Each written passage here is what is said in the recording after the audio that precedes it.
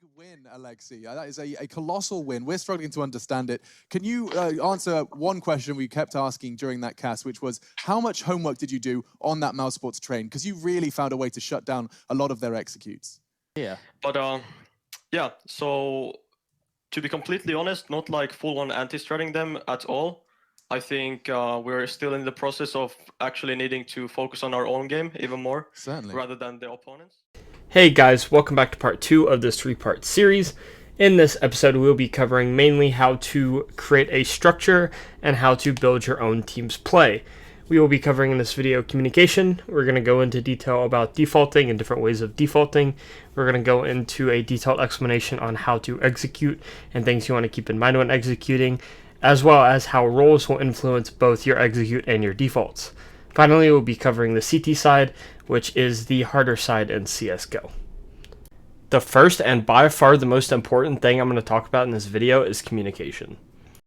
Communication is so important because if you cannot communicate to your team what you want them to do, and your teammates cannot communicate to each other what they want to do, everything you learn after this point in the video will have diminishing returns, because you won't be able to communicate effectively and decide if you want to change your default or change how you want to approach a round. First, let's talk about the importance of communication.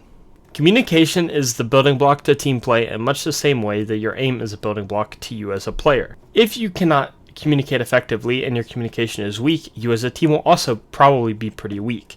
The main reason why is because everything relies on being able to talk to each other, to relay information, and to be able to coordinate what you're going to do. This leads to a skill that people are even weaker at than communicating, which is actually listening.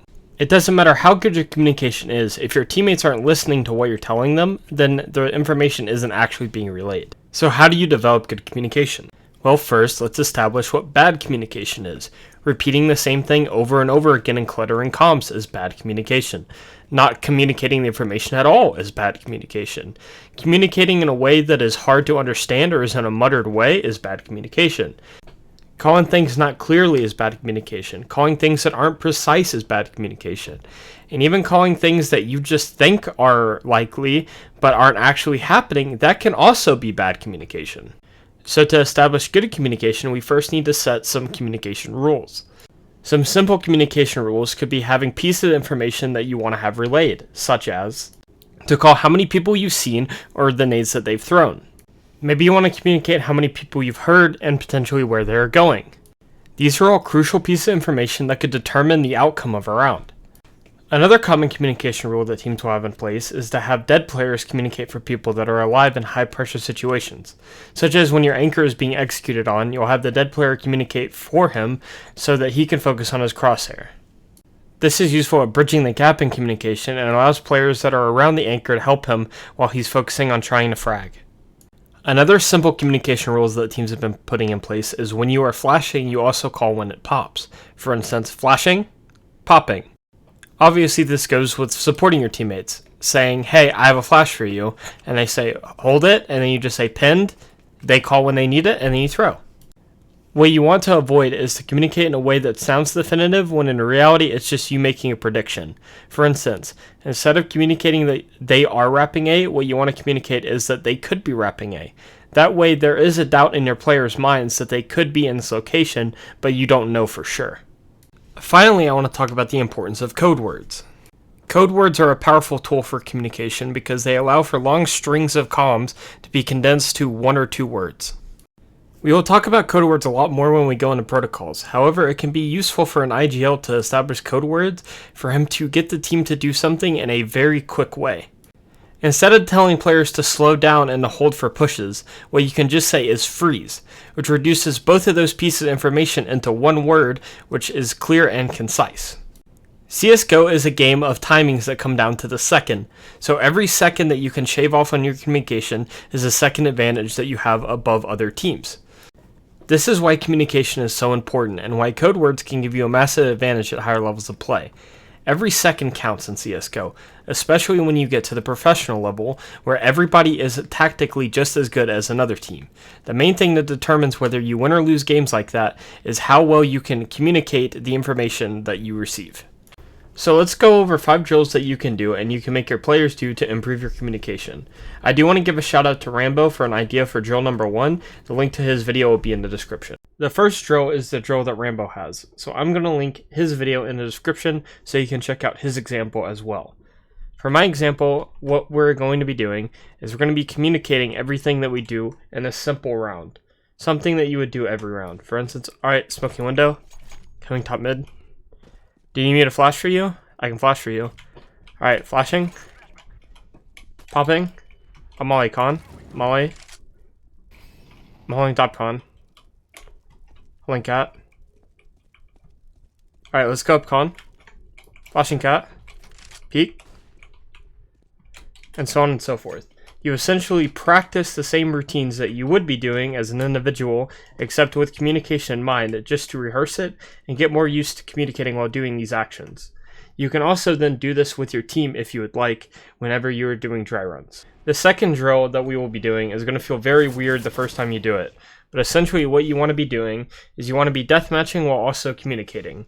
The purpose of this drill is to get more used to taking gunfights while also being able to communicate. I recommend you do it when you're on headshot only, because that's when you're most focused. For instance, I will give an example here. Holding cat. One cat. I'm dead. And spawn.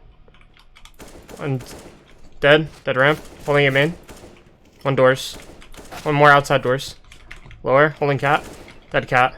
Lower tons. And so on and so forth. You get the idea. Essentially, what you want to be doing is just communicating for a solid 4 minutes, where you're just practicing on shooting while also communicating, just to get more in the habit of it. Drill number 3 is probably going to be the most frustrating drill on this list. I know that playing pugs can sometimes be very irritating, and the people that you get in pugs can sometimes not cooperate. But it's the best way to practice communicating within a team while not scrimming. So if you want to pug and improve your communication, you need to pug while also trying to actively take it as a scrim as far as your communication goes. I understand that you're not going to play a pug the same way that you would play a scrim. Fourth would be watching demos and trying to communicate through the player's POV. For instance, if you are trying to learn how to play ramp, what would be good is to watch a ramp player demo, right? Well, one way that you can improve your communication while also doing this is while watching the ramp player's demo, you try and communicate for nades from his POV. This way, you can learn how to communicate for the same nades and same support from teammates while also in the middle of these situations. And then the last drill would be streaming. And streaming and talking in the chat is another really good way of just naturally being able to talk while also playing. Now let's get into the meat and potatoes of this video. Building and creating a structure for how you want your team to play is the most important thing you can do as an IGL. In this video, we're going to be covering all the basic building blocks you need to create a structure and go into detail about all of the certain aspects that you need to develop your own team's play. With that being said, there's multiple different approaches to playing CSGO. In this video, I'm going to be showcasing my own approach and using it as an example and a template for you to use. So if you have a different philosophy to me, don't think that it's bad, just figure out how to utilize it in a way that suits you best. The first thing that I want to talk about is creating a map philosophy. A map philosophy is essentially how you think the map should be played. What do you consider to be most valuable parts of the map, both at A and at B? How much do you value getting control of these parts of the map? And how many resources are you willing to dedicate to get this control? Also, how hard is it to get the control? Is it relatively easy to get the control, or do you need a lot of manpower and utility to get the control? These are all things that you should be considering when creating a map philosophy. It's also important to not tunnel vision on one map philosophy. You might have a way that you want to play the map, however, other people on your team might have a different way that you want to play the map. You should discuss with your team what the map philosophy is, so everybody gets on the same page. It is also a good idea to have multiple map philosophies. However, that is something that we'll be covering more in part 3 of the series, because it goes a lot more in detail about how to adjust and have multiple map philosophies. To give an example, I'm going to be walking through my map philosophy for Inferno, because I think it's the easiest map to visualize what I'm talking about. So what do I consider to be the most valuable part of the map? For me, I think getting control of Top Car and Banana is the most valuable part of the map, and my secondary piece of map control that I'd like to get is to get Deep Arch control. The reason that I want these two controls is because if I can get up to top car, I can then execute at any point in the round, because B is the site that I would favor executing on. I want to get deep arch control because it allows me to manipulate the rotates of the enemy team by blocking them in deep arch and forcing them to have to take a risky fight, regain map control, or to rotate. I value banana control a lot more because it is a lot more favorable for me to be able to end a round at B at any point than to get deep arch control, because I feel like there's a lot more setup to end a round once you have arch control. Wrapping to B is slow and painful, and wrapping A can be very difficult if they have a good crossfire, which is why I prefer to establish getting control of banana. I'm also more willing to dedicate resources towards banana because it's more important to me. I'm willing to use multiple flashes, smokes, and molotovs to get control of this area and force the CTs back, while for arch control, I'm only willing to really use a smoke and maybe a flash or two to get this control. This is excluding bracket, by the way. I'm not including bracket in my utility usage for deep arch. Deep arch, however, is easier to get, so I can get this later on in the round. I don't have to primarily focus on getting this, whereas banana is highly valuable for the CTs as well, so they are also going to be trying to get it. So I think getting banana is a lot harder, I value it more, and I'm willing to use more resources. Getting deep arch is a lot easier, I value it less, and I use less resources. And that is how I created my map philosophy for this map. Now that we've established map philosophy, we need to establish a default. A default is something I covered in the first video, but I'm going to quickly summarize what it is. A default is essentially a round where players are spread out to obtain map control, and the reason that a default is so important is because it allows for flexibility to do whatever you need to do in that round. Opposed to the first video, we're going to go a lot more in detail about defaulting in this one, but the main things that we want to focus on when creating a default are as follows. Which one of my players needs to go where? What control are we focusing on obtaining? What should the players that are working on getting that control be doing? And what should the players that are not focusing on that control be doing? Also, we need to have some variations to getting that control, otherwise teams will begin to counter us. And we should have a wide range of flexibility into what we're doing. Finally, as I said earlier in this video, we're going to be establishing protocols and explaining what protocols are. First, let's talk about who should go where. I think of this in a three-step process. 1, where are players most comfortable? 2, where do I think they should be? And 3, finally setting them in place. I decide who should go where based off of 2 factors. 1, who is being active and fighting for map control, and 2, who is using versus saving utility. This is important when thinking of roles. Again, I'm going to be using Inferno as my example, and I'm going to showcase how I want the roles to fit into my default so you get an idea of why I want certain people to go where. As the IGL, I want to be in the area of most importance, which in my map philosophy is banana. The main reason why is I want to see what the other team is doing so I can mid-round around that. I also want my star player to be with me banana because it gives me the firepower of my team in an area that is going to have the most fighting. I want my opera to mainly deal with mid control because it's such a long range angle. However, it also allows him to support us with flashes, so whenever we're executing, he has less utility use, so he can be engaged with his op. I want my entry fragger and I want my lurker to be taking Hall's control together. I want my entry fragger to be using his utility early on, such as mauling, boiler, and nading, so they can't be getting aggressive. However, he also doesn't need his nades because as the entry fragger, most of the time you'll be running in first, so your utility isn't as important. And then my lurker gets to keep his utility because I can leave him over on this side of the map to take bracket control with my entry fragger by supporting him, or to have utility so he can engage and do a lurk play around himself. That is how I ideally develop my default. However, this always doesn't work out the way that you would hope. Some players are more comfortable going banana and they're not very comfortable going halls, and this might conflict with your roles. Maybe you can explain why you want to do things a certain way and they'll be okay with that and willing to learn. However, sometimes you're going to have to change and do stuff differently, and being adaptive and being able to do things differently is a very important skill set to have as an IGL. Next, let's talk about the primary map control focus. How are we getting this control? What are my players doing to get this control? And what are the players that are not getting this control doing? And also, what are the dangers of doing this control? I'm actually going to go backwards based off of what I was saying in my PowerPoint. I'm going to first start by talking about the dangers of map control before talking about who goes where and how many people. Because I think establishing what the dangers are will allow you to establish who should go where a lot easier. Getting banana control, the main danger is utility usage and the CTs making an aggressive play. So I want to try and avoid both of those with utility usage that I throw getting into banana, and I don't want a second person to get into banana because he's at risk of this utility usage. First, I'm going to be talking about the players that are getting banana control because I think it's important to preface what the other players are doing by addressing what the players that are actively taking map control are doing first.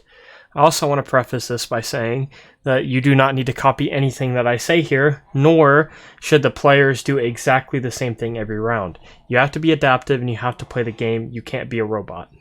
So what I want my first spawn to do is I want him to come towards banana. I want him to smoke off half wall and then jump into this corner. The reason I want him to do this is because it blocks any vision from anybody trying to go aggressive towards banana, especially an opper. Then I want him to jump into this corner because it allows him to dodge utility. And finally, this smoke allows me to creep up earlier on and get into a more forward and better position if they don't throw enough utility to stop me from doing so. What I want my second banana player to do is to flash mid for any sort of opper early on, and then I want him to come and nade car just to do util damage for anybody that's going aggressive. This allows me to have an easier gunfight if they try and run at me, and it also allows my second banana player to flash off any sort of early aggression middle, while also being able to damage and be able to fight banana with me if need be. What I want my third player to be doing, which is primarily my opper, is to be sitting here with a flash to help me just in case I need it. If a team is running down at me, hopefully they will get slowed by the nade, flashed by, my opper's flash, and I can peek and get an easy kill on anybody being aggressive banana. What I want my second mid player to be, or my second banana player to be doing after he uses his nades here, is to just sit here and hold mid for any sort of early mid aggression, while my opper throws the flash and then comes up and then we can swap. So then the second B player can come in with me, he can molly off the corner, maybe flash off half wall, like bounce a flash here or something, and then we can both swing and take top car, clear out sandbags together. And that's a very simple way of taking map control. The next thing that I want to talk about are protocols. A protocol is essentially a setup inside of a default, an execute, or a strategy that you might have that is specifically designed to counter what the enemy team could potentially be doing to beat you. Protocols can also be given set code words, however they could also just be established support elements that allow you to call them easily. I actually snuck a little protocol into the map control that I was showcasing earlier. If you caught it, let me know in the comments. If you didn't, let's showcase the protocol that I'm referring to. The reason I have the opper sitting back here to flash is so I can determine whether I need it or not. This is a protocol because if I need it, I can call it. If I don't have to. This is also an example of a protocol where it is just a set supportive element and not a set code word. Now let's showcase a protocol that you might have a code word for instance, to counter a certain type of map control the CTs are going for. I'm sure you've seen this in pro play, but this is what we call the Astralis take. Essentially what it is you have two mollies that go deep, so one in a tree and then one deep down towards bottom banana. Then one person from A mollies down mid like this. So you have this 3 molly chain that completely blocks off vision and isolates a player in banana. So you might want to have a codename protocol to deal with something like this. For instance, the first person that jumps into this cubby doesn't have his gun out ready to fight, instead he has a flash ready to throw. Then you have your opper who's posted up on middle. As soon as he sees the mid molly, and there's more mollies on banana, obviously you don't just want to do this if they only molly mid, he smokes the Molotov, and then the person that is your second banana player off of the smoke then peeks with you with this flash. So you're both peeking off of this flash here that's designed to blind anybody pushing down. This smoke blocks off the Molotov that's supposed to deny this player from being able to peek, and you can kill them as they're running down banana. This could be called anti-Astralis, and is a set protocol to beat this type of play. The final thing that I want to talk about is having flexibility and having variations in doing your map control. In the first example, what we did is we smoked off half wall and jumped into this cubby and slowly scaled up behind it. In this example, we need to do something different. So instead of smoking, let's throw a Molotov and then jump into the corner and do essentially the same thing. Then you can have a flash, just like you have an anti-Astralis, just so you keep the same protocol. The second player, this time, will still do his flash middle, but instead of sitting here and throwing a nade and being able to help you, he will then come and jump into logs, so you're both in banana ready to fight. In this variation, the opper shouldn't be sitting back here either because you have the person in the cubby that has the flash ready, and we don't have anybody holding middle. So in this example, you can have the opper come up and hold mid instead. Now that we have 2 people in banana, we can essentially end the round the same way. So the person that still has his molly's the corner. Maybe you guys come up and double nade the sandbags and take card this way. But you're still achieving the same goal, just in a different, unique way, and that's very important. You want to have flexibility in different variations to take banana, otherwise teams will begin to counter you by just breaking down what you're doing and doing something to beat it. Finally, I wanted to talk about what the players on the opposite side of banana control should be doing, and this is mainly based off of your comfort as an IGL, letting them do what they feel comfortable with, and their comfort as players doing things that they are comfortable with.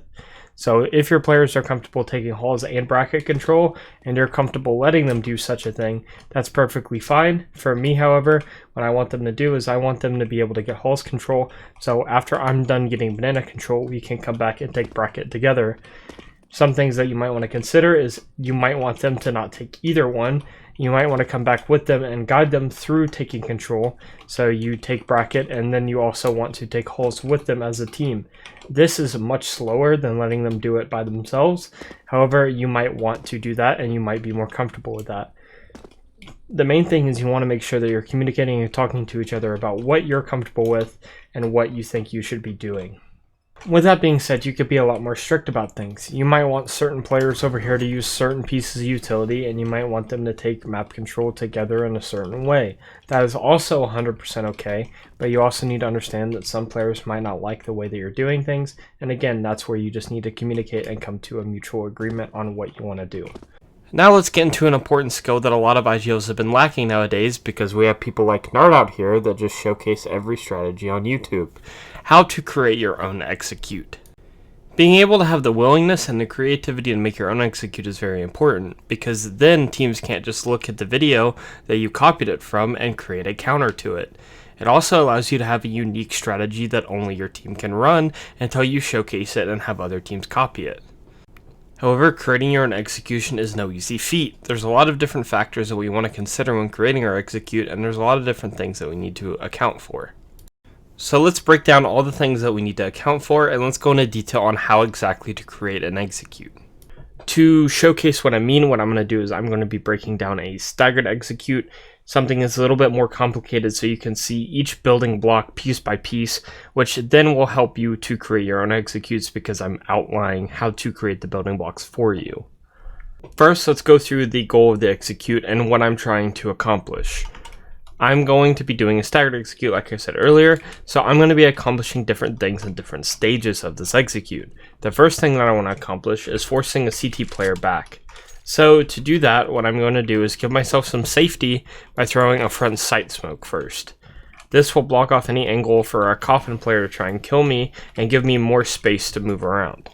Then I will have another player support me by flashing off CT, which then allows me to peek this angle and get this area of control.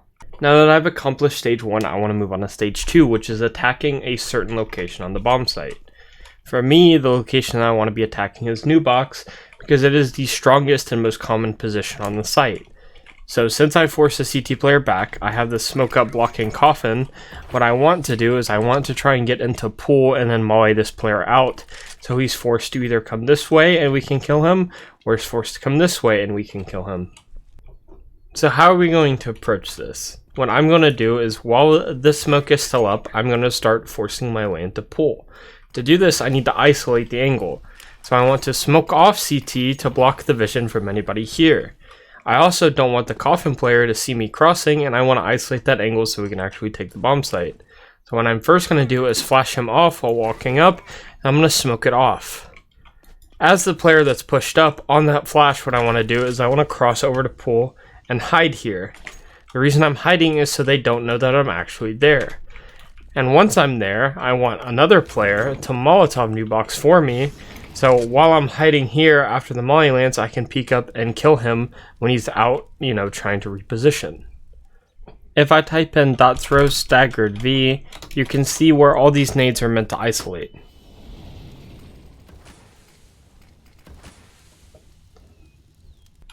Now let's start messing around with the timings of the nades. If I go to .cats, you can see all my categories, and we can go to staggered V. Let's start throwing these at separate timings.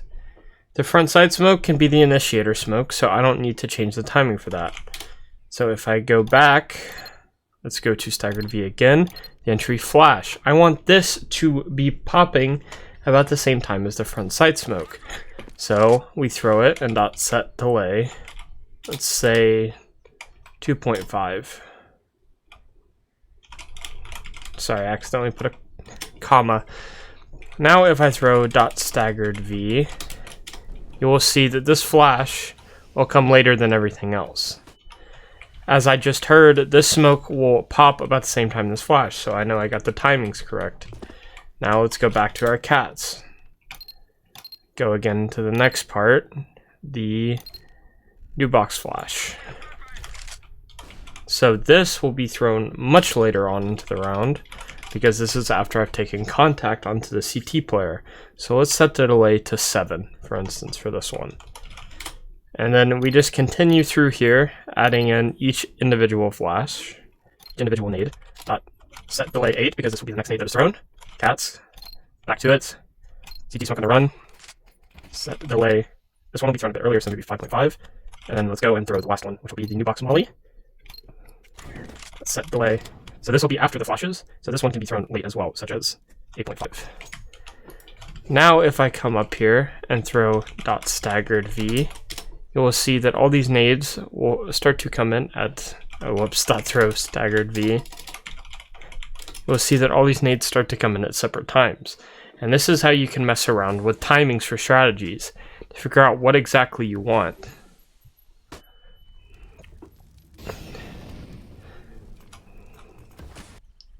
So there, my new box flash and my coffin smoke seemed a little bit delayed. So if I go back, I can change the delay to suit more what I want. So we go through, coffin smoke. And now if I come back up and throw it again,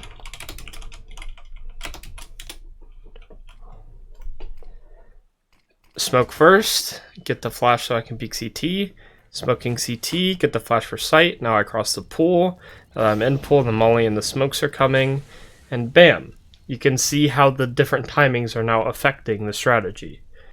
Before we start talking about what individuals should be doing as far as entry, pathing, spacing, stuff like that, we first need to talk about what to do when the CT side starts using counter utility. This is where you want to start establishing protocols for your executes so you know what to do to counter teams that will throw stuff back. As an example, on the staggered execute, if a CT team will smoke off banana or molly it so you can't push through, what I would suggest you do is actually to wait instead of trying to commit for this exec. This counter smoke and baiting the utility of a B player off of one smoke and a flash is a win for you, especially considering most of the time the CTs will be using utility towards banana early on. So this will allow you to manipulate rotates and go back to A in the first place. So having the protocol to cancel if they counter nade is perfectly okay. Now let's go roll by roll as to who needs to be doing what. The entry fragger off the flash needs to be peeking CT, start walking up, get a second flash, jump in the pool, and kill the player new box once the molly lands. The second player, I think, should actually mirror that and do the exact same thing, because then we have two people that are actively entry together that are able to trade. So we need a third person that is supporting this by smoking off CT, and in my opinion, he needs to be the person that holds the CT run through from an area where he can also trade. So I think that your third player should come up to here and hold the smoke. Keep in mind that we have a smoke up right here that gives you some cover. This allows you to, on the actual exec, to jump up here and also be peeking over the top of the smoke. So that leaves the fourth and the fifth player. They will need to be supporting the players getting in. One of the entries can throw this smoke early on because the timing allows for you to get to here and peek off of the smoke bloom and the flash. So the supports will need to be further back. One support needs to throw the flash for spawn at the start, and he can also throw the other nade set where he flashes new box and coffin and then smokes off coffin. The fourth player can be the person that Molotov's new box. So you can sit here, Molotov new box, and play anti-flash here as a protocol. And he's playing anti-flash here as a protocol in case people want to flash and come through the smoke and try and stop the execute. He's anti-flash, again, to dodge the flash, and then he can peek and kill this guy, just in case the person here that's holding that gets blind. Now that we're on to the individuals, let's start talking about pathing. Pathing is essentially the route that you want your entry fraggers to take, which accommodates the utility that you're using. Since we're smoking off front sight here, there's no need to actually come through this way. So what I want my entry fraggers to do is to path in towards pool to hold off for anybody towards new box. Then they can jump up and scale onto the site this way after the execute happens. I then want my third player to come to first, because then he can peek over our smoke that's here and help fight these lines down into the site. I also want my 2 support players to be able to cover the flanks. This support is dodging any sort of counter flash or counter play that the cities might have, and this player back here is dealing with the flank. So let's provide a real-time example of how to entry and have your pathing correct in this execute. So if I throw staggered V, the smoke's there, I'm listening for the flash. Flash popped, walking up now. Okay, I got my flash here. Now I'm holding for anybody new box, get this kill, and then I jump up and scale this way. So you can see real time how you want your pathing to go. And when you're running this, you can even see small errors that you might have made. For instance, the CT smoke, I think, is thrown slightly too soon. I'd actually want that to be thrown slightly later in the actual execute. Now that we've established what the entry is doing and how we should be pathing, let's establish how the second and third player should be spacing and trading the first player. Spacing is essentially a concept where you want players that are grouped together so that they can get trade kills. Trade kills are when the first person dies, the second person next to him is expected to trade the kill, so to speak, by killing the person that killed the first guy. For instance, on this execute, you want your first 2 players to be spaced tightly together. So the first 2 that get over here to pool need to be close together, such as so. That way, if the first person dies on to the guy that's new box, the second person is there to instantly kill him. However, the misconception that you'll often hear is that you want all your players to be spaced tightly together whenever you're executing. That isn't necessarily the case. For instance, in this execute, we have the third person over here towards first.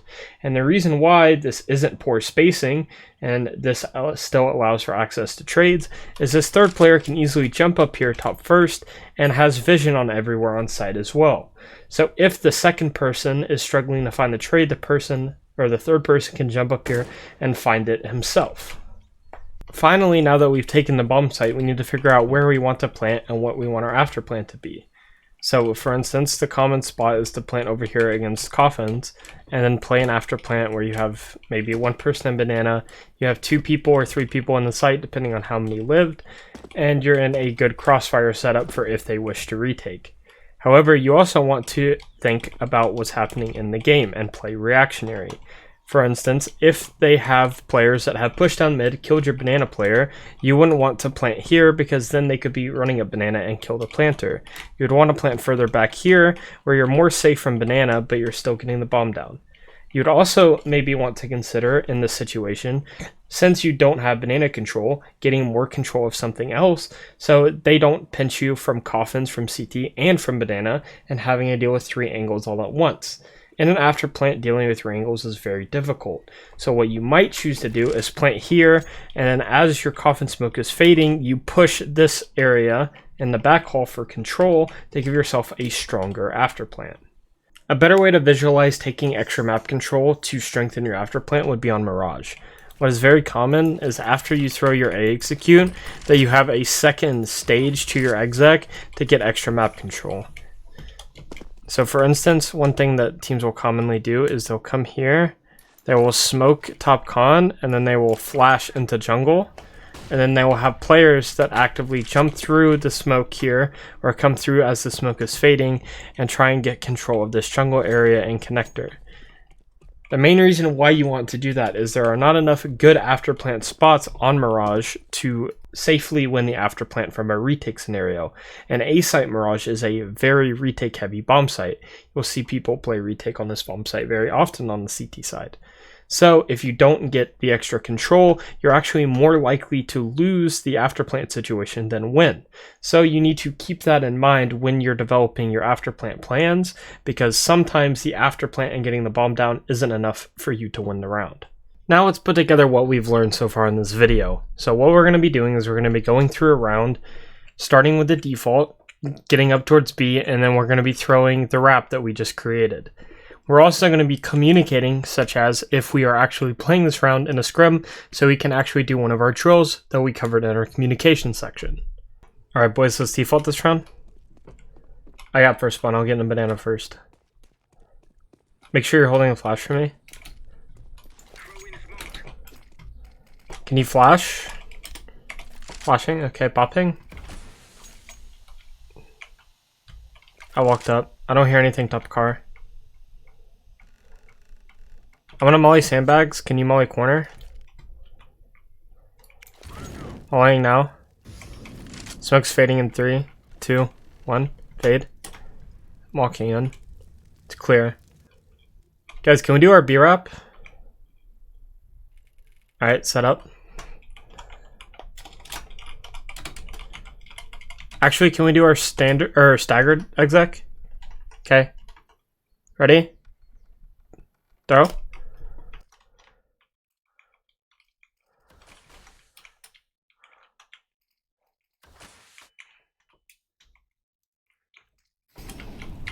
That new box. That second. Alright, nice. Alright, let's get into a good afterplant here, guys. I'll planning. Now that we've covered everything on how to default and how to create executes, let's cover how to play your CT sides and develop a good, strong CT side structure.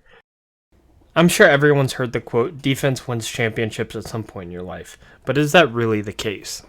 The first team to win an Intel Grand Slam, and by far the best team to ever touch CSGO, proved this. If you look at Astralis and their win percentage on the CT side during their prime in 2018, they had an almost 6% lead over the next best team. This just proves if you're able to develop a suffocating CT side, you will be one of the best teams in your division, no matter what division you are currently in. So how do we develop a strong CT side? It's not a very easy feat to accomplish, and that's why so many teams struggle at creating strong CT sides. Some things that you want to consider when creating your CT side is the map philosophy that you have and the map control that you want to obtain. You also want to know the importance of the map control that you currently have based off the map control that you lose and need to regain. You also want to understand information and how to play with numbers, whether that's man up or man down. You also need to be able to rotate effectively and communicate where people need to be, as well as get into strong setups and be able to retake bomb sites. In the end, CSGO is favoring the T side, especially in today's current economy meta. So spending a lot of time working on your CT sides is incredibly important. Let's start the same place that we started on our T side, but on the CT side now. What is our map philosophy? What map control do we want to obtain? And what map control is most important to us? For me, I prefer holding onto top car instead of full banana, because to take full banana as a CT, you will probably need a third person to come help use utility. Another reason I prefer top car over full banana is because getting full banana is incredibly difficult if you only have 2 people. It's risky, and if one of your 2 people dies, your B defense is incredibly weak. A third reason is that Ts are getting incredibly good at stopping you from getting banana control. And as a baseline map philosophy, this is something that I would like to avoid. However, I understand that getting banana control is incredibly important, and this is where you add variations to where some rounds you go for banana control, because if you don't, teams will eventually just be able to counter what you're doing. At A, the map control that I deem most important is bracket. However, I don't deem controlling it in a sense that I have to be holding onto this map control. I actually think that the map control that you want to hold on to most is full control of lane by either smoking this off or being able to push up underneath porch. This will give you a good place to hold even if they wrap arch on you, but that's not the map control that I'm going to be focusing on. The map control that I actually want to focus on is bracket, because I can get information on it and then fall off easily. And getting information on brackets is incredibly important because some teams will just walk in silently and get a head start on your defense. If you are actively watching this though, with an op or a rifle from somewhere, holding for people to walk out, not only can it be a free kill if they contact you, but it also gives you early information if they want to come A. When going over your CT map control, you also want to think about reliability. For instance, the reason that I don't want to primarily focus on holding control of full lane is that it's not reliable. Ts have a massive advantage at forcing you out of lane instead of you holding onto it. So the reliability of trying to play this style and map philosophy won't work out for you. The same for B. The reason that I say you need variations to take banana control is because if you never take banana control, your reliability of winning rounds is going to be very low every time they go B, because A, you will probably be lower on utility than you would like, and B, ending B is easier on this map. So they have a higher likelihood of actually winning the round and finding the opening kills when they do their B executes. Now let's establish the most important thing to have to be a good CT side team, and that's good communication. However, to have good communication, you first need to have good information. There's 3 phases of the round that you get information. There's early round, which is going for something aggressive. There's your given information, which is playing in a normal way. And then there is late round, which is making some sort of risky play to retake map control and get more information than you had previously. To demonstrate what I mean for information, I'm going to be using banana as my primary example. One way to get early information is to throw what we call the Quesarado smoke, which is basically the car one way, have your opera come and pick this angle. This is really early information into the round because you're taking something aggressive. However, you also need to recognize that early information is also the riskiest information. And if you die going for this information, you need to have some sort of way to either regain information later on in the round or have some sort of way of being able to secure the round even after your players are dead and you're in a man disadvantage. Another easy way of getting early information is having a player come in molly and come to sandbags. Then he can jump spot and see if he sees anybody and get information this way. This is a really easy yet pretty safe way of getting early information. Now let's talk about the information that is both early and given, which is utility usage and noise. If teams throw a car molly at the start of every round, it doesn't necessarily matter if you're over here jump spotting and seeing the car molly or playing from in the site and you hear the car molly. You still get the same amount of information based off of the utility that they throw. You also get the same amount of information if you hear somebody at the top car. It doesn't matter if you're here actively fighting this guy top car, or if you just hear him stomping around from in sight. You still have the same amount of information that one is there. The thing to know about given information is that it's only given when the enemy team gives it to you. So that's why early information and given information can be completely different.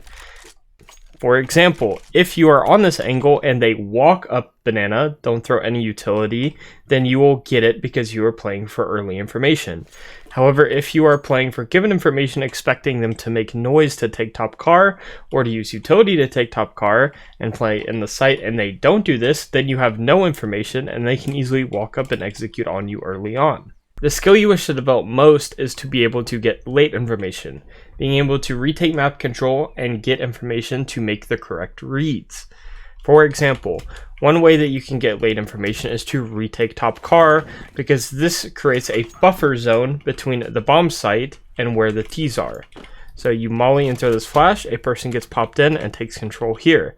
This is retaking map control and getting information that they aren't car, and then this player can either back off or he can get even more risky. Let's say he smokes deep, jump spots, doesn't see anybody, and he takes an even bigger risk to walk down banana. Now he has taken more space and has created an even bigger buffer zone. Since he is so deep now, there is an early warning system if they want to come B, which allows the person that supported him from coffins to rotate to A, and now you are actively stacking the A site while having a person down B. This is how you appropriately do gamble based off of information. You have a buffer zone or information that they are likely going to the other site, so then you can gamble your pieces to go that way. Next, let's cover rotations so you can always be in the correct spot at the correct time.